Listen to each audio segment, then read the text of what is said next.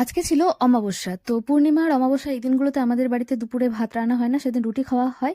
তাই জন্য আমি সকালে ঘুম থেকে উঠেই ফ্রেশ হয়ে চলে এসেছি রান্নাঘরে ঘুগনি রান্না করতে। তো ঘুগনি আমার অলমোস্ট প্রায় রেডি। যেদিন যেদিন ঘুগনি রান্না করতে হয় বা ভালো মন্দ কিছু রান্না, সেদিন সেদিন আমার দায়িত্বেই থাকে এই রান্না বান্না করাগুলো। তো আমি ঘুগনিটা করে নিলাম, আর এদিকে দেখছি একটা জায়গায় মা ময়দাগুলো চেলে নিচ্ছে। আর মা কিছুটা ময়দা চেলে নিয়ে একটা পাত্রে রেখেওছে। আর তা করতে করতে এদিকে দেখো আমার ভাইজি রুটি করার তাওয়াতে মুড়ি নিয়ে আর খুন্তি নিয়ে রান্না করছে। আমি বলছি যে তাড়াতাড়ি রান্না কর, খাবো। ও বলছে যে সবাইকে দেবো কিন্তু তোকে দেবো না।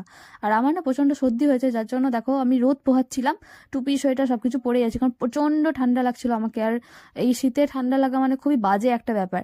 তো এটা ছিল আমাদের দুপুরের রান্না, মানে দুপুরের খাবার ঘুগনি রুটি আর তার সঙ্গে সুজি, যেটা অবশ্যই মা করেছিল। তো আর এদিকে দেখো আমাদের বাড়িতে কত সুন্দর গাঁদা ফুলগুলো ফুটেছে গাছে। তো এই ছিল আজকে আমার সারাদিনের ব্লগ। ভালো লাগলো অবশ্যই সাবস্ক্রাইব করে দিলো। চলো আজকের মতো টাটা, রাধে রাধে।